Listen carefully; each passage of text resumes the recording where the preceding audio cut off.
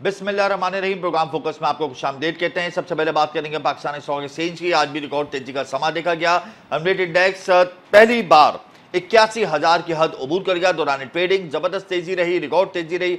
Hundred index ने अपने हिसाब का रिकॉर्ड तोड़ के नया रिकॉर्ड कायम किया। तफसीलात ये हैं कि क्लोजिंग हुई है स्टॉक मार्केट की 80,600 के लेवल पे 105 पॉइंट्स का इसमें इजाफा देखा गया। इंट्राडे हाई हंड्रेड इंडेक्स 81,000 का रहा।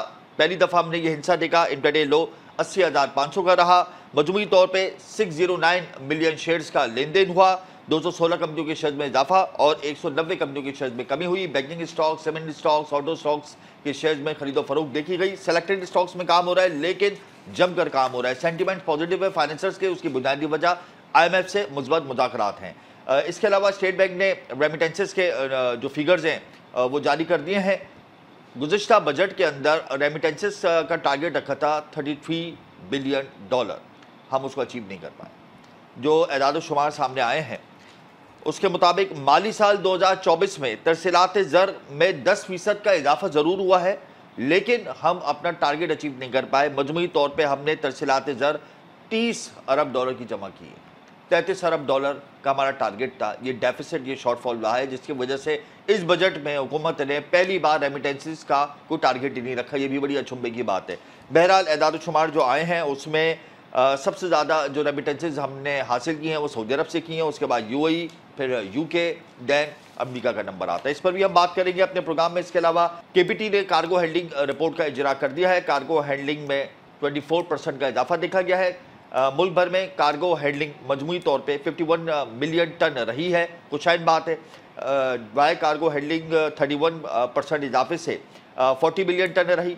लिक्विड कार्गो हैंडलिंग 2% इजाफे से 11 मिलियन टन रही। और इस साल KPT में एक और रिकॉर्ड कायम हुआ है। वो है सबसे बड़ा जहाज़ तारीख में पहली दफ़ा KPT में लैंड किया था। MSC ईना 400 मीटर लंबा जहाज़ KPT में हैंडलिंग हुआ और ये रिकॉर्ड है। इससे पहले इतना बड़ा जहाज़ पाकिस्तान की तारीख में कभी भी पोर्ट पर हैंडलिंग नहीं किया गया। इसके अलावा पाकिस्तान फ्लो मिल्स एसोसिएशन ने आखिरी अल्टीमेटम दे दिया हुकूमत को कि अगर विद होल्डिंग टैक्स के नफाज को वापस नहीं लिया गया तो जुमेरात से तमाम मिल्स को बंद कर देंगे। इसके अलावा जानवरों की सप्लाई भी हम बंद कर देंगे और ये आखिरी अल्टीमेटम है। विद होल्डिंग टैक्स का नफाज कर दिया गया था बजट के बाद, जिस पर फ्लोर मिल्स एसोसिएशन ने एहतजाज रिकॉर्ड किया। मुल्क भर की फ्लोर मिल्स एसोसिएशन एक पेश में जमा हो गई हैं। सिंध जोन हो, सेंट्रल जोन हो या साउथ जोन हो, तमाम फ्लोर मिल्स मालिकान ने कहा है कि विद होल्डिंग टैक्स से नफाज को वापस लिया जाए। With holding tax floor sector पर आयद नहीं हो सकता। FBR का काम है टैक्स जमा करें। मिल्स मालिकान ये टैक्स जमा नहीं करेंगे। इस पर नजरसानी की अपील की थी और जब कोई मुस्बत जवाब नहीं आया हुकूमत की जानिब से तो भी बहरहाल हड़ताल की कॉल दे दी है। गैर मुइना मुद्दत तक के लिए तमाम मिल्स मुल्क भर की बंद हो जाएंगी जुमेरात के बाद। इसके अलावा रेमिटेंसेस को बेहतर करने के लिए हमें फोकस करना होता है ओवरसीज एम्प्लॉयमेंट सेक्टर पर।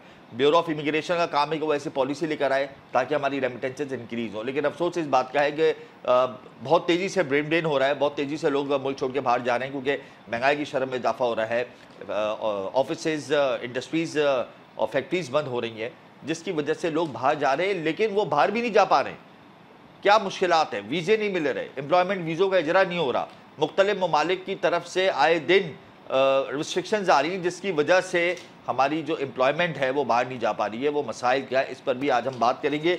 आखिर में मैं आपको ये बताऊंगा कि जर्मनी कौंसलेट ने एक प्रेस रिलीज जारी की और सिक्योरिटी वजूहात की बिना पर वीज़ा सर्विस मुअत्तल कर दी गई है। पाकिस्तान, अफगानिस्तान और सीरिया की वीज़ा सर्विस मुअत्तल की गई है ज़राए के मुताबिक, और ये वीज़ा सर्विस सिक्योरिटी वजूहात की बिना पर मुअत्तल की गई है। इस पर भी हम अपने अपकमिंग सेगमेंट्स में रोशनी डालेंगे। इसके अलावा जो सैलरीड क्लास है वो बहुत ज़्यादा पिसकर रह गई है। इस बजट के बाद सैलरीड क्लास पर दोबारा से टैक्सेस का बोझ डाल दिया है। सबसे ज़्यादा टैक्स रिटेलर, होलसेलर और ट्रेडर्स से ज़्यादा सैलरीड क्लास जमा करती है। सैलरीड क्लास वैसे ही परफॉर्मेंस नहीं दे पा रही, इतना टैक्सेस है। बेरोजगारी की शरह में इजाफा हो रहा है। हमारी GDP अगर 7% नहीं है, किसी भी मुल्क की GDP अगर 7% नहीं होती तो बेरोजगारी की शरह में इजाफा होता है, करप्शन की शरह में इजाफा होता है, महंगाई की शरह में इजाफा होता है। और पाकिस्तान की GDP 7% तो दूर की बात 2% भी नहीं है।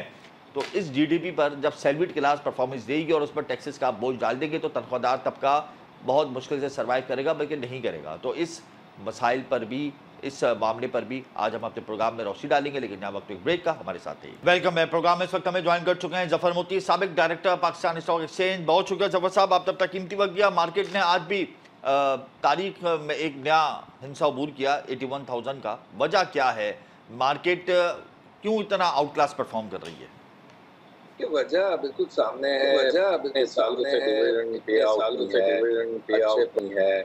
अच्छे प्रॉफिटेबिलिटी के बावजूद लोग इंटरेस्ट नहीं ले रहे थे क्योंकि इंटरेस्ट रेट फिक्सिंग करने ज़्यादा थे।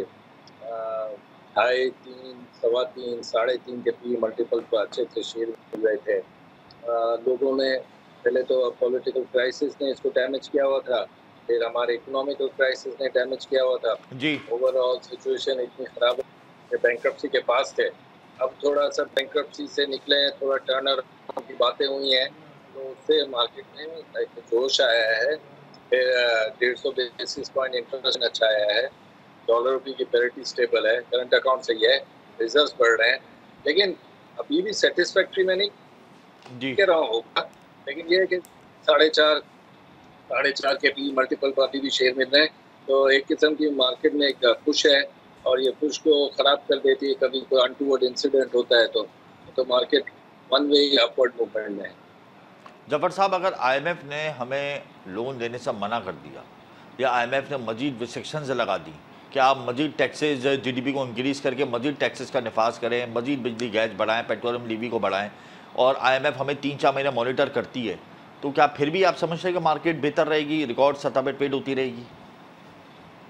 देखिए, आईएमएफ मना तो नहीं करेगी। आईएमएफ की हर जो डिमांड थी वो कर दी है, और औरंगजेब साहब भी कह दिया कि अगर कलेक्शन कम हुई टैक्स की तो हम आईएमएफ के एक और प्रोग्राम में भी जाएंगे, ये लास्ट नहीं होगा। बिल्कुल। इससे ये है कि दिमाग में सबके आ गया है कि आगे भी ये आईएमएफ से हम काम करते रहेंगे, आईएमएफ से निगोशिएट करते रहेंगे, आईएमएफ से कॉन्टेक्ट करते रहेंगे, आईएमएफ से कर्जा लेते रहेंगे, क्योंकि अभी भी पाकिस्तान की इकोनॉमी ऐसी अपवर्ड मूवमेंट में नहीं है कि वो एक ही प्रोग्राम में आईएमएफ के कर्जे उतार सकते।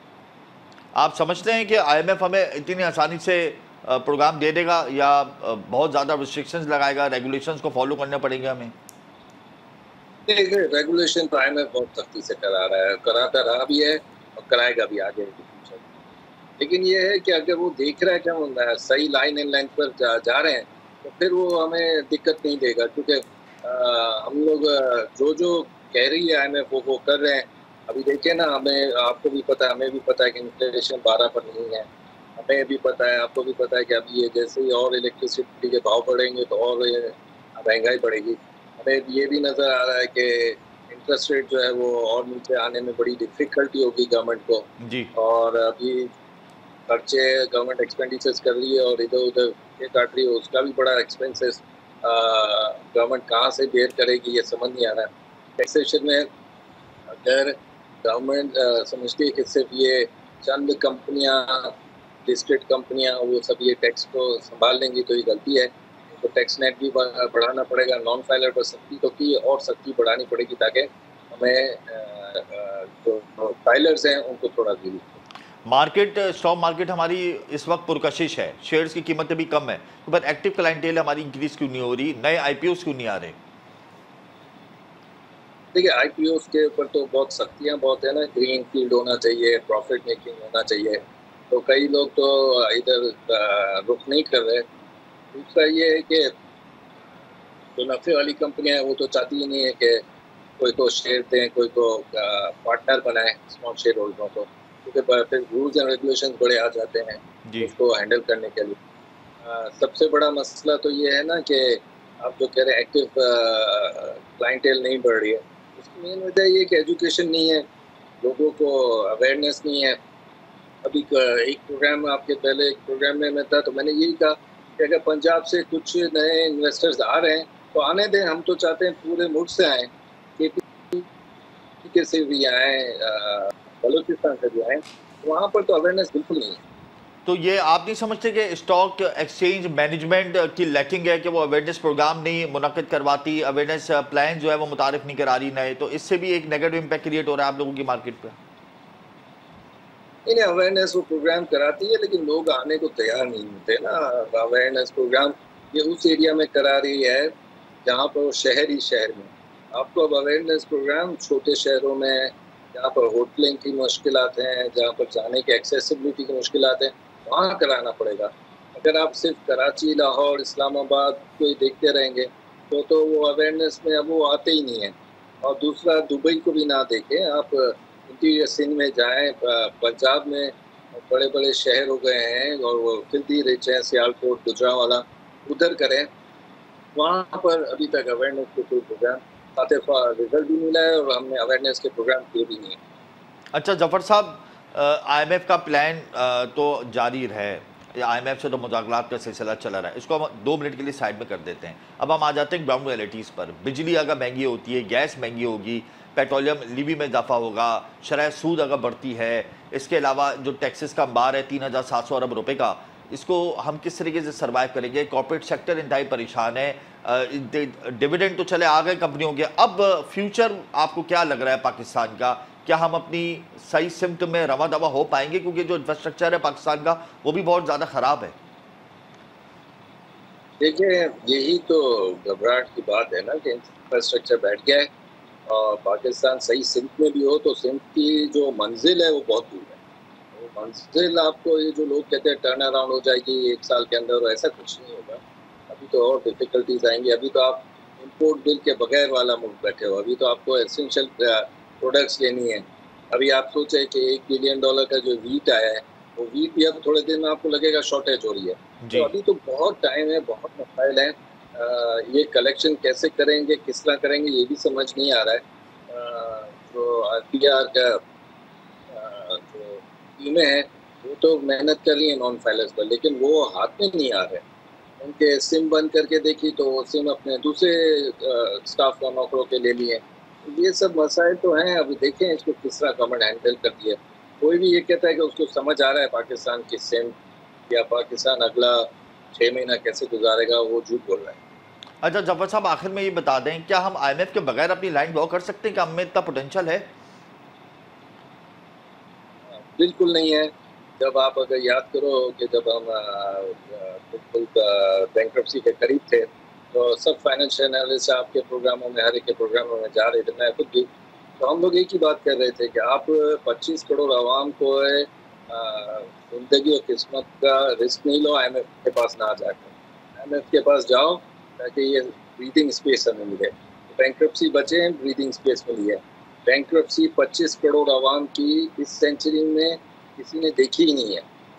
और हम लोग रोज़ टीवी पर और रोज़ ऑफिस में बैठ के यही सोचते थे कि दूसरे दिन अगर ये बैंक्रप्सी हो गई तो फ्यूल मिलेगा कि नहीं, दूध मिलेगा कि नहीं, खाना मिलेगा कि नहीं, आटा मिलेगा कि नहीं, इलेक्ट्रिसिटी आएगी कि नहीं।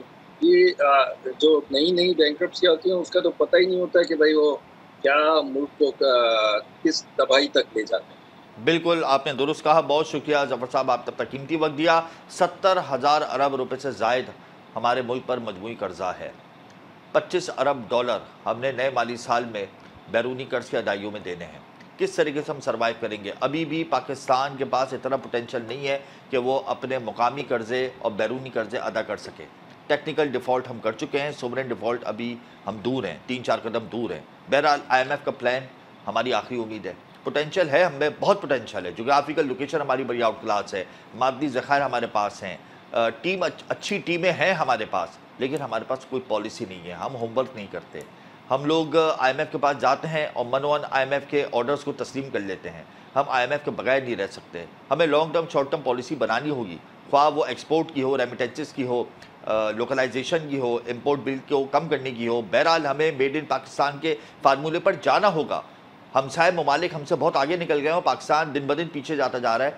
वो सिर्फ और सिर्फ IMF को देख रहा है। बहरहाल हमें सर जोड़कर बैठना होगा। IMF के प्लान के अलावा भी हमें मेड इन पाकिस्तान के प्लान पर काम करना होगा। या वक्त ब्रेक का, हमारे साथ है कम बैक प्रोग्राम में इस वक्त हमें ज्वाइन कर चुके हैं नासिर हुसैन तबानी, जनरल सेक्रेटरी हैं सेल्वी क्लास अलायंस पाकिस्तान के। बहुत शुक्रिया नासिर साहब, आपने अपना कीमती वक्त दिया। इस बजट में तो आप लोगों को खास तौर पर फोकस किया है, इतने टैक्सेस लगा दिए आप लोगों के ऊपर कि अब आप लोगों का सर्वाइवल बड़ा मुश्किल हो गया है। तो कॉर्पोरेट सेक्टर विदाउट एम्प्लॉयमेंट तरक्की नहीं कर सकता, आगे नहीं बढ़ सकता, चल नहीं सकता। तो अब एम्प्लॉयज़ को जब इतना टैक्सेस लगा दिया गया है तो किस तरीके से कॉर्पोरेट सेक्टर परफॉर्म करेगा? बिस्मिल्लाहिर्रहमानिर्रहीम, अस्सलाम वालेकुम। बहुत शुक्रिया मौका देने का, सेल्वी क्लास अलायंस पाकिस्तान का अपना मौके पेश करने का। बिल्कुल आप सही कह रहे हैं हमजा साहब कि यहाँ पे हर सेक्टर को, हर शोबे को ज़रूरत है कि मुल्क की तरक्की में अपना किरदार अदा करे, चाहे वो अपनी अफ़रादी क़ुव्वत के ज़रिए हो, अपने जो स्किल्स हैं उसके इस्तेमाल के ज़रिए हो या और टैक्सेस से कंट्रीब्यूशंस के ज़रिए हो। लेकिन लग ऐसा रहा है कि हुकूमत को बहुत आसान टारगेट ये मिल गया है कि हर साल बजट में जब अपने टैक्स के टारगेट पूरे करने हैं तो शेड्यूल क्लास पे टैक्स बढ़ाते वो चले जाएँ। और यही इस साल बजट में भी हुआ है, जो कि काफ़ी ज़्यादा है। पिछले 3-4 सालों से टैक्स की शरह में बतदरीज इज़ाफ़ा किया जा रहा है और इस साल तो तमाम ही स्लैब्स को टारगेट किया गया, चाहे 1 लाख रुपए माहाना कमाने वाले हों या 2 लाख वाले हों, 3 लाख वाले हों या ज़्यादा कमाने वाले हों। तो लोग यही परेशान हैं कि इतने तो डायरेक्ट टैक्सेस हम दे रहे होंगे सैलरीड क्लास, इतने ही इनडायरेक्ट टैक्सेस हैं, वो भी आपको पता है कि टैक्सेस की शरह बढ़ती जा रही है। जी 18% जीएसटी ज़्यादा चीज़ों पे लागू हो गया है। सिंध पंजाब में जो सर्विसेज टैक्स की शरह है केपी के हर जगह पे वो भी बढ़ चुकी है, 15 से 16% है। बिल्कुल। तो डायरेक्ट इनडायरेक्ट टैक्स यूटिलिटीज़ में इतने टैक्सेस हैं, तो समझ नहीं आ रहा है कि तनख्वाहदार तबका अपना गुज़ारा कैसे करेगा? अच्छा क्योंकि वो तो नासिर साहब, अगर दूध वालों को मसला होता है, डेयरी फार्मर्स को मसला होता है तो वो अपनी सप्लाई बंद कर देते हैं। फ्लोर मिल्स मालकान को मसला होता है वो अपनी सप्लाई बंद कर देते हैं। पेट्रोलियम डीलर्स को मसला होता है वो अपनी सप्लाई बंद कर देते हैं। आपके जो मसाइल हैं उनको कैसे एड्रेस किया जाएगा? आप तो अपनी सर्विसेज नहीं छोड़ सकते वरना आपको नौकरियों से निकाल दिया जाएगा। तो अब क्या आप लोगों की डायरेक्शन होगी? ये बिल्कुल आप सही कह रहे हैं। देखिए फर्स्ट ऑफ ऑल ये वाला मामला अपनी जगह कि हम अपना काम करना नहीं छोड़ सकते, क्योंकि हमारे साथ ये मसाइल है कि हम अपने-अपने इदारों से वाबस्ता हैं कि हम अपने इदारों को भी नुकसान नहीं पहुँचाना चाहते ना, क्योंकि at the end of the day वही हमारे ब्रेड अर्नर प्रोवाइडर हैं, जी जो सिस्टम है अल्लाह ताला ने भी जो निज़ाम बनाया है। तो उसके साथ-साथ लेकिन हमें ये भी पूरा हक हासिल है कि हम अपनी इंडिविजुअल कैपेसिटीज़ में अपनी आवाज़ तमाम हुकाम तक पहुँचाएँ, तमाम हलकों तक पहुँचाएँ और इसमें आप मीडिया वालों का बहुत ज़्यादा शुक्रिया, आप हमारे हम आवाज़ बने हुए हैं। तो हम अपनी आवाज़ पहुँचा रहे हैं इलेक्ट्रॉनिक मीडिया के थ्रू, सोशल मीडिया के थ्रू कि ये अनजस्ट टैक्सेशन हो रही है सैलरीड क्लास के खिलाफ। 1 लाख रुपए कमाने वाले का टैक्स दुगना हो गया है, 2 लाख रुपए कमाने वाले का टैक्स मंथली माहाना कमाने वाले का 40% बढ़ गया है, तो ये तो कोई इंसाफ नहीं है ना। तो हम अपनी आवाज़ पहुँचा रहे हैं लोगों तक कि इसको कंसिडर किया जाए। हमने तमाम एफबीआर को लेटर लिखे, हमने जो भी ट्रेड की बॉडीज़ हैं उनके थ्रू अपने गुज़ारिशात पहुँचाई हैं। जी हमने सुप्रीम कोर्ट में सुमोटो एप्लीकेशन भी भेजी है। अगर इन सब चीज़ों पे कोई अमल नहीं हो रहा तो फिर हमारे पास बिल्कुल रास्ता है, हम कोर्ट में जाएँगे, हम अपनी कॉन्स्टिट्यूशनल पिटीशन फाइल करेंगे, जिस पे हमारी वर्किंग चल रही है। उसके साथ-साथ आपने देखा होगा लोग मुज़ाहरे भी कर रहे हैं। इस्लामाबाद में बड़ा मुज़ाहरा हो चुका है, आज कराची में हुआ है और आगे भी इस तरह से लोग, क्योंकि लोग बहुत ज़्यादा परेशान हैं, तो अपनी आवाज़ पहुँचाने के लिए लोग ये एक्सट्रीम मेजर भी इस्तेमाल कर रहे हैं, तो इससे पहले आपने कभी नहीं देखा होगा सैलरी क्लास ने रास्ता अख्तियार किया, लेकिन अब लोग मजबूर हो गए। अच्छा ये बताएं नासिर साहब, आपने सरकारी इदारों से रब्ता किया है, मिनिस्ट्री जो कंसर्न मिनिस्ट्री या हुकूमत के किसी इदारे ने या हुकूमत के किसी नुमाइंदे ने आप लोगों के एसोसिएशन से रब्ता किया, लेटर का जवाब दिया? नहीं, अभी तक तो हमें कोई जवाब नहीं मिला है अपनी तमाम गुज़ारिशात का। हम दोबारा से वो फ़ॉलो अप कर रहे हैं उन चीज़ों पर कि ज़ाहिर-सी बात है कि हमारा भी मौक़िफ़ है कि अगर जी मुल्क की तरक्की में बाकी सेक्टर टैक्स दे रहे हैं, डायरेक्ट टैक्स कंट्रीब्यूशन में सैलरी क्लास का कंट्रीब्यूशन 10% है। यानी कि पूरे मुल्क में अगर direct tax, income tax 3.7 trillion correct होता है तो 370 अरब रुपए हम लोगों ने दिए। तो मेरे बिल्कुल, ख्याल में ये होलसेलर बहुत बड़ा रिटेलर से ज़्यादा कंट्रीब्यूशन आप लोग है। टैक्सेस जमा कराते हैं। अच्छा ये बताएं कि आपका जो अलायंस है क्या इसमें गवर्नमेंट एम्प्लॉइज भी शामिल है?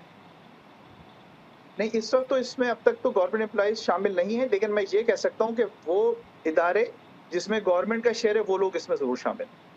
वो ज़रूर शामिल है। अच्छा अब बिल्कुल। थोड़ा सा हम तफसील में चले आते हैं, मज़ीद डेप्थ में चले आते हैं। जो एम्प्लॉई 5 लाख सालाना कमाता है उस पर कितना टैक्स है? जो 5 लाख से ज़्यादा कमाता है, मिसाल के तौर पे 10 लाख, उस पर कितना टैक्स है? पहले कितना था? इसकी डेप्थ क्या है? तो मैं आपको, अगर आप इजाज़त दें तो मैं 2-3 रेंजेस में बता देता जी हूँ। जी 2 लाख रुपए माहाना जो कमा रहा है, यानी कि 24 लाख रुपए सालाना, उसका टैक्स पिछले साल 1,65,000 रुपए सालाना था, वो 2,30,000 हो गया है। ठीक है, यानी कि उसमें तकरीबन 40% इज़ाफ़ा हो गया टैक्स में। जो शख्स 4 लाख रुपए माहाना यानी कि 48 लाख रुपए सालाना कमा रहा था, उसका टैक्स 7,65,000 था, वो 9,45,000 यानी कि तकरीबन 1 मिलियन हो गया, 24% इज़ाफ़ा हो गया। फिर जो शख्स 5 लाख रुपए माहाना कमा रहा है यानी कि 60 लाख रुपए सालाना, उसका टैक्स पहले 10,95,000 था, वो 13 लाख, अब 13,65,000 रुपए हो गया। और ये भी मैं बता दूं कि 3 साल में ये क्यूमुलेटिव इजाफा 52% है। तो आप ये सोचें कि 3 साल में एक शख्स, अब वो 52% ज्यादा टैक्स दे रहा है। मुझे आप ये बताएं उसके अगेंस्ट उसको सहूलियात क्या मिल रहा है? सहूलियात क्या ये बहुत मिलेगी? बड़ा यानी सवाल है। जो शख्स महीने के 50,000 रुपये तनख्वाह के जरिए कमाता है, उसके अलावा अगर वो 55,000 रुपये पे जैसे जाएगा वो इनकम टैक्स के जुमरे में आ जाएगा। इनकम टैक्स में, और वो टैक्स रेट दुगना कर दिए गए हैं टैक्स इस रेट बजट के दुगना कर दिया गया है। आखिर में मुझे ये बताएं, आपकी फाइनल डेस्टिनेशन क्या है, आप लोगों की मंजिल क्या है? आप लोग एहतजाज भी रिकॉर्ड करा रहे हैं, कोर्ट में भी जाने का आपने इशारा दे दिया है, तो मल्टीनेशनल कंपनीज की जो नुमाइंदा तंजीम है OICCI, क्या आप लोग उनके पास भी जाएंगे, उनकी भी हेल्प लेंगे? कराची चैम्बर ऑफ कॉमर्स जाके उनकी भी हेल्प लेंगे, या दीगर जो फोरम्स हैं उनके पास जाके आप उनकी हेल्प लेंगे? फाइनल डेस्टिनेशन तक पहुंचने के लिए आपको किन किन इदारों की ज़रूरत होगी, किन किन इदारों की मदद की ज़रूरत है आप लोगों को?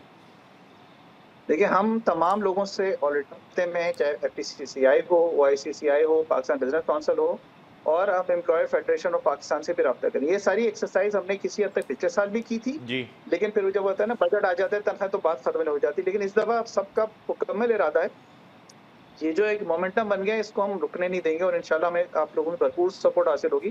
क्योंकि जो बातचीत हो रही थी उसके बाद टैक्स तो बढ़ा, जो 1 करोड़ सालाना से ज्यादा आमदनी वाला है उस पर 10% सरचार्ज भी लगा दिया, यानी कि टैक्स ऑन टैक्स, ये भी बिल्कुल ही एक नई मिसाल हो गई है तनख्वाहदार तबके के साथ। तो हम बिल्कुल रुकेंगे नहीं, अपने इस मूवमेंट को जारी रखेंगे। हम जैसे बताया कि हम अदालत भी जा रहे हैं इंशाल्लाह, और हम चाहते हैं कि ये मामला वैसे ही अच्छी तरह हल हो जाए। कम से कम 1 लाख रुपए जो माहाना तनख्वाह लेता है उस पर टैक्स नहीं होना चाहिए। जो पुराने स्लैब रेट्स हैं पिछले साल जो था बजट, यानी कि 2023 वाले, वो बहाल कर दिए जाए। वो भी ज्यादा थे लेकिन वही बहाल कर दिए जाए, ताकि कुछ तो लोगों को रिलीफ मिले इस तमाम महंगाई और दूसरे टैक्सेस के साथ। बहुत तो हम शुक्रिया मुतालबा रखते हैं नासिर हुसैन तबानी साहब, आपने अब तक कीमती वक्त दिया।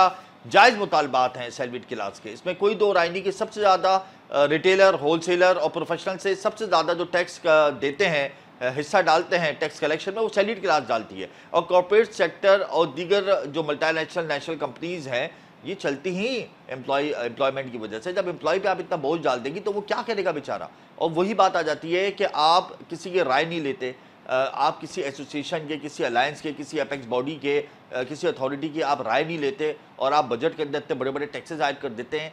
इससे हर तबका मुतासर हुआ है, सैलरीड क्लास सबसे ज़्यादा मुतासर हुई है। और इस हवाले से जो सैलरीड क्लास अलायंस पाकिस्तान है, इनके जनरल सेक्रेटरी नासिर हुसैन तबानी ने अदालत जाने का इशारा दे दिया है। आज भी एहतजाज रिकॉर्ड कराया, आइंदा आने वाले दिनों में भी एहतजाज का दायरेकार वसी होगा। यहाँ वक्त एक ब्रेक का, हमारे साथ है। Welcome back. स्टूडियो में हमें ज्वाइन कर चुके हैं अदनान पराचा, एक्सपर्ट हैं ओवरसीज एम्प्लॉयमेंट प्रमोटर्स के। बहुत शुक्रिया अदनान साहब, आप तब तक कीमती वक्त दिया।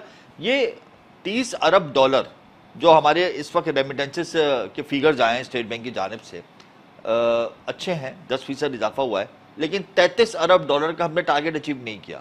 और इस बजट में हुकूमत ने टारगेट ही नहीं रखा रेमिटेंसेस का, तो हम किस डायरेक्शन पर जा रहे हैं? बहुत शुक्रिया जी। शायद गवर्नमेंट समझती होगी कि रेमिटेंसेस आती रहेंगी इसी तरह जिस तरह आ रही थी पहले भी। तो हमने तो पहले भी दरख्वास्त की है कि रेमिटेंसेस को तो 40 अरब डॉलर पे होना चाहिए। इसको हम बढ़ाया जा सकता है, ओवरसीज़ पाकिस्तानीज़ को एतमाद में लिया जा सकता है। हमारे लिए ख़ुद भी हैरान कुन था कि वफाकी गवर्नमेंट ने बजट के अंदर कोई टारगेट नहीं रखा। या तो वो पिछले 33 अरब डॉलर को ही कंटिन्यू करना चाह रहे हो कि 2024-2025 के फिस्कल ईयर के लिए कि हम 32 से 33 अरब डॉलर पे चले जाएं। तो मैं समझता हूँ कि आप ये देखें कि पिछले एक साल के अंदर जो 10% का इंक्रीमेंट आया, ये इंक्रीमेंट और ज़्यादा बेहतरी की तरफ जा सकता है। अभी भी कैसे देखें, उसके अंदर हमने दरख्वास्त की थी कि ओवरसीज़ पाकिस्तानीज़ को 2 से 3% का प्रॉफिट मार्जिन दें पैसे भेजने पे थ्रू बैंकिंग चैनल। उससे क्या होगा, हवाला हुंडी जो है वो डिस्करेज होगी। जब वो हवाला हुंडी डिस्करेज होगी, ये तो स्कीम जो आप कह रहे हैं, ये स्कीम तो एमनेस्टी में नहीं आती? नहीं, एमनेस्टी में नहीं आती। ये हमारे हमसाय मुल्क ने भी की थी, और जिससे उसके रेमिटेंसेज में खातिर ख्वाह इजाफा हुआ था। ये स्कीम अगर देखें, जैसे प्रॉपर्टी के ऊपर टैक्सेस लग गए, हमारे ओवरसीज़ पाकिस्तानी जो स्पेशली गल्फ़ स्टेट्स में रहते हैं वो प्रॉपर्टी में पाकिस्तान में इन्वेस्ट करते हैं ताकि हम वो 2, 4, 5 साल के बाद पाकिस्तान वापस आएँ तो अपनी प्रॉपर्टी बिल्ट अप कर सकें। लेकिन जो टैक्सेस लगे बजट के ऊपर, उसकी वजह से जो हमारे ओवरसीज़ गल्फ़ स्टेट्स के अंदर स्पेशली जो पाकिस्तानी हैं वो भी अब इधर इन्वेस्टमेंट करते हुए घबरा रहे हैं। तो डेफिनेटली वो उतना ही पैसा घबरा रहे हैं? वजह क्या है? मुल्क इनका है, शनाख्त पाकिस्तान की है, क्यों घबरा रहे हैं? पोटेंशियल इतना है हम लोगों में, तो कॉन्फिडेंस लेवल हमारा शेक क्यों हो रहा है? देखिए, मुझे एक चीज़ बताएं, एक ओवरसीज़ पाकिस्तानी है, डेली की 12 घंटे मेहनत करता है और 26 से 28 दिन काम करता है इस मुल्क के लिए। वो अपने फैमिली के लिए करता है, मुल्क के लिए करता है, रेमिटेंसेस के लिए करता है। तो आप ये बताएं कि उसके घर का खर्चा अगर 1 लाख रुपये है और वो उधर 3 लाख रुपये कमा रहा है, तो वो 2 लाख रुपये कहाँ पे इन्वेस्ट करे पाकिस्तान में? ऐसी क्या चीज़ है कि वो पाकिस्तान पैसा वो भेजें? रोशन डिजिटल अकाउंट है, नहीं रोशन डिजिटल अकाउंट है, एक लिमिट तक कर सकते हैं ना। गवर्नमेंट के स्टॉक्स हैं उसमें कर सकता है, म्यूचुअल फंड्स हैं, स्टॉक देखिए एक्सचेंज आपकी मोस्टली जो आपकी मैन पावर है आपकी लेबर क्लास है, ये चीज़ समझने की ज़रूरत है। हमारे 60 to 65% हमारी कंस्ट्रक्शन में लेबर ड्राइवर्स, उनको स्टॉक्स के बारे में कुछ नहीं पता, उनको इन चीज़ों से कोई लेना देना नहीं है। ये भी हमारा लूज पॉइंट है ना कि हमारे पास जो वर्क फोर्स है वो एजुकेशन में इतनी पीछे है, लिटरेसी लेवल हमारे मुल्क का नहीं है, ये भी तो हमारा एक लूज पॉइंट है। नहीं हमारा लूज पॉइंट देखें एक लिमिट एज तक कम्पेयर टू अदर कंट्रीज हमारा एजुकेशन लेवल इतना स्ट्रॉन्ग नहीं है, इस बात को तो आप तस्लीम करते हैं? देखिए मैं तस्लीम बिल्कुल करूंगा, लेकिन आप देखें जब आपकी यूथ है अगर वो स्किल्ड नहीं हो पा रही तो उसको यूटिलाइज तो करना ही है ना। हमारे ड्राइवर्स भी तो हैं हमारे। अदनान भाई मैं यहाँ एक बात करूंगा, हमारी यूथ है अगर वो स्किल्ड नहीं हो पा रही तो हमने यूटिलाइज तो करना है। तो ये जो फार्मूला है कि हमने तो करना है, अब नहीं हो पा रही तो क्या करें, करना तो है, तो हम इस चीज़ से बाहर कब निकलेंगे?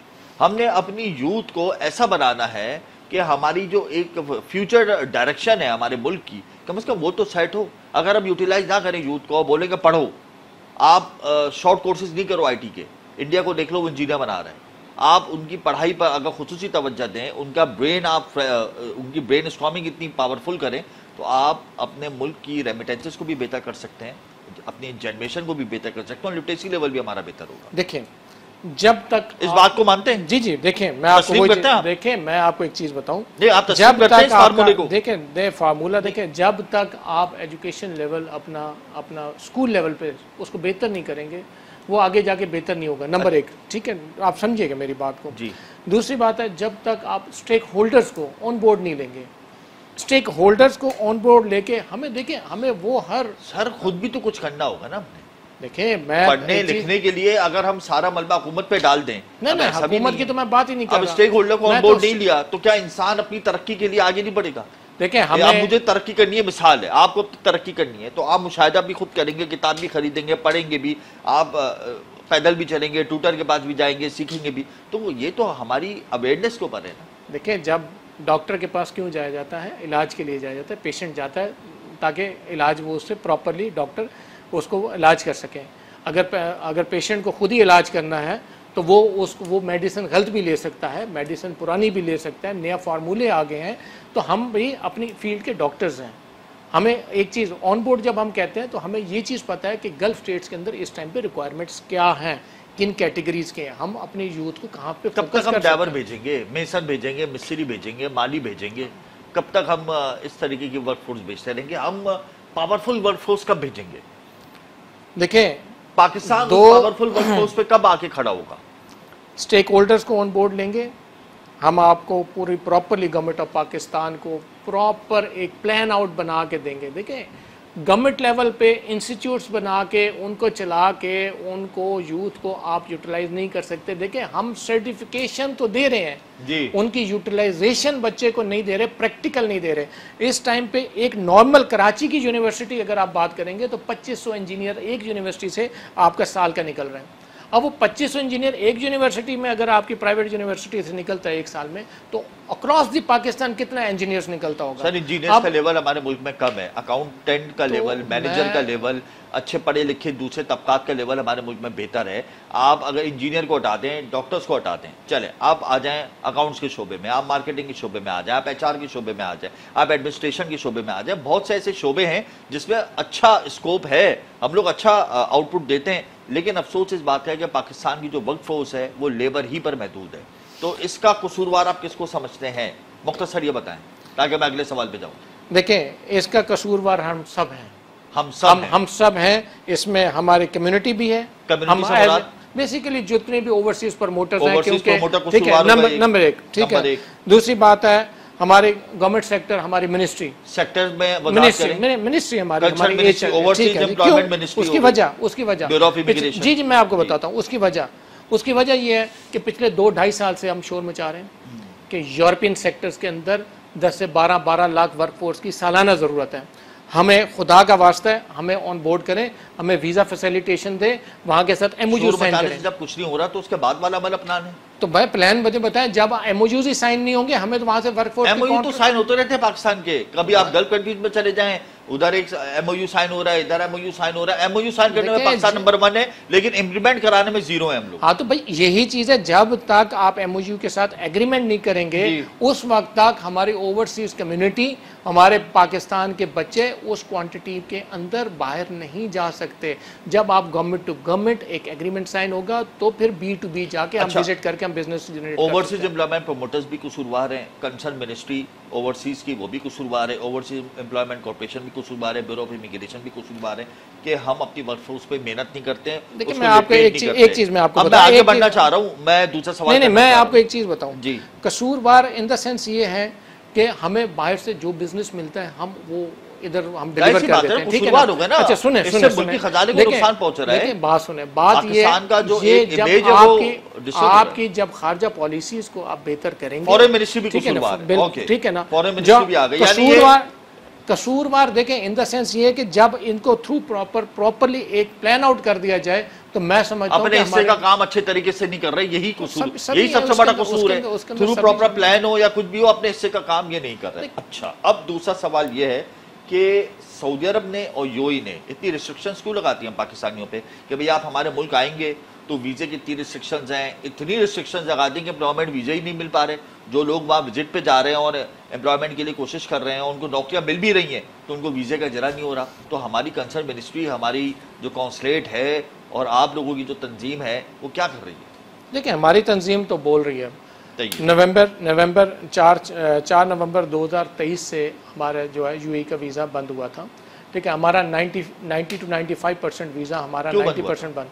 देखिए हमारे उसके ऊपर विजिट वीज़ास के ऊपर जो लोग गए थे और वहाँ पे जो ऐसी एक्टिविटीज़ में आए थे, इन्वॉल्व हुए थे, जिससे वहाँ जो यूएई गवर्नमेंट की तरफ से बैन है, ठीक है, उसकी वजह से ये सारी इम्प्लीमेंटेशन होती है। अच्छा फिर मैं आपको चीज़ बताऊँ कि उसके बाद क्या हुआ कि हमारे सोशल मीडिया के ने इतनी नेगेटिविटी बिठाई, इतनी बढ़ा दी कि वो नेगेटिविटी इतनी बढ़ चुकी थी कि उसकी वजह से हमारी रिस्ट्रिक्शंस और ज्यादा हम पे बढ़ गई। कौन सी एक्टिविटी में मतलब इससे देखिए बात सुने, बात ये है कि वहाँ पे भीख मांगना एक इलीगल एक्टिविटी है, जुर्म है, बिल्कुल है। आप विदाउट वीज़ा आप किसी कंपनी में काम नहीं कर सकते, आप विजिट वीज़े पे काम नहीं कर सकते। मैंने दिसंबर के अंदर दरख्वास्त की थी गवर्नमेंट ऑफ पाकिस्तान को, वजारत दाखिला को दरख्वास्त की थी, ऑन एयर मैंने दरख्वास्त की थी कि खुदा का वास्ता है आप जो भी ऐसे लोग वापस आ रहे हैं, वहाँ से डिपोर्ट होके आ रहे हैं, उनका प्रॉपरली एयरपोर्ट पर चेक करें और जो लोग उसके अंदर शामिल हैं उनको करार वाक़ई सजा दें ताकि आइंदा ये चीजें ना हो। किसी भी मुल्क में जाते हो वहाँ के रेगुलेशंस को अगर आप फॉलो नहीं करेंगे तो ऑब्वियसली पाबंदी के सामना रहेगा। यूएई ने कोई अनोखा काम तो नहीं किया, ये जो पॉलिसी है ये तमाम ममालिक के लिए है ना। अगर पाकिस्तान यहाँ से जा रहा है, पाकिस्तानी जा रहा है और वो वहाँ के रूल्स और रेगुलेशन को फॉलो नहीं करेगा तो ऑब्वियसली इसको नुकसान होगा। अब सऊदी अरब ने भी इसी वजह से हम पे पाबंदी आयद की है।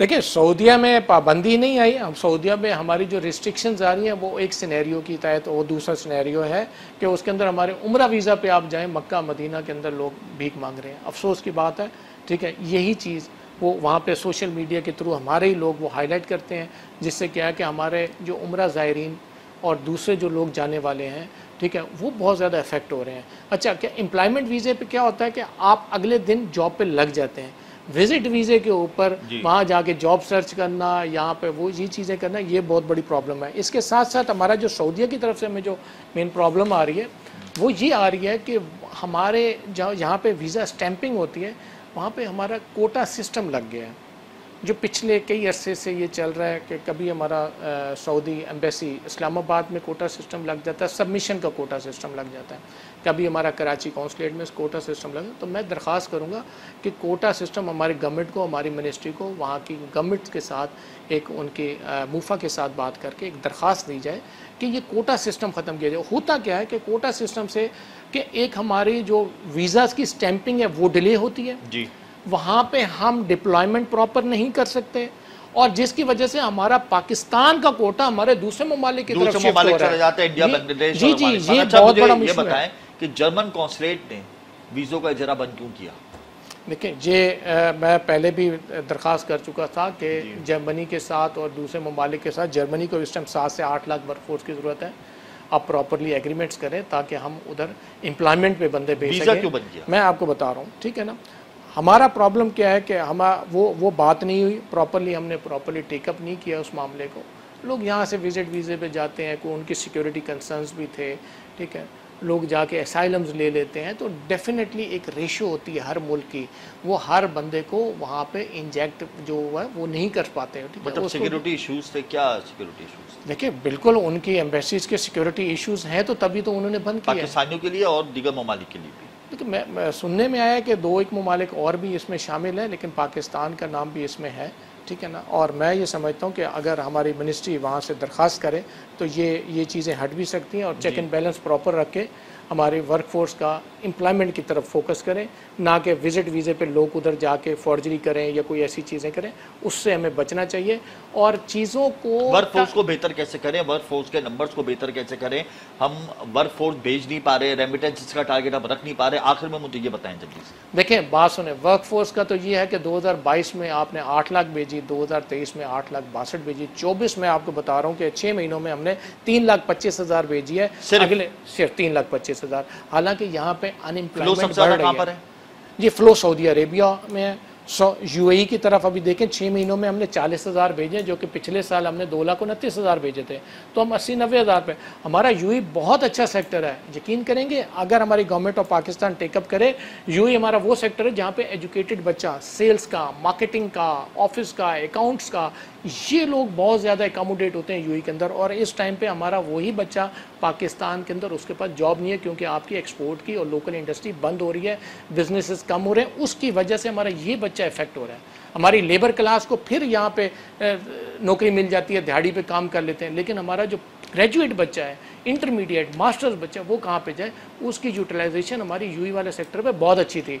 हम 9 महीनों से वो सेक्टर ख़राब कर रहे हैं, और ये हमारी 1.5 से 2 लाख वर्कफोर्स हमारी ये खराब हो रही है। आपने इस मुताबिक गवर्नमेंट ऑफ पाकिस्तान से दरखास्त कर चुके हैं, अब वो जब हमें टेकअप ऑन बोर्ड लेंगे तो इंशाल्लाह ताला हम बहुत अच्छी सिफारिशात भी दे सकते हैं, जिससे और ज़्यादा बेहतरी भी आ सकती है। बहुत अच्छी सिफारिशात दे सकते हैं। बहुत शुक्रिया दान फराज साहब, आपने अपना कीमती वक्त दिया। Commercial attaches, foreign ministry, overseas ministry अगर ऑन बोर्ड ले स्टेक होल्डर्स को, तो यकीनन रेमिटेंसेस भी बेहतर कर सकते हैं, वर्कफोर्स को बेहतर बना सकते हैं, बाहर भेज सकते हैं, पूरा एक प्लान बना सकते हैं ताकि पाकिस्तान अपनी रेमिटेंसेस की डायरेक्शन को बेहतर कर सके।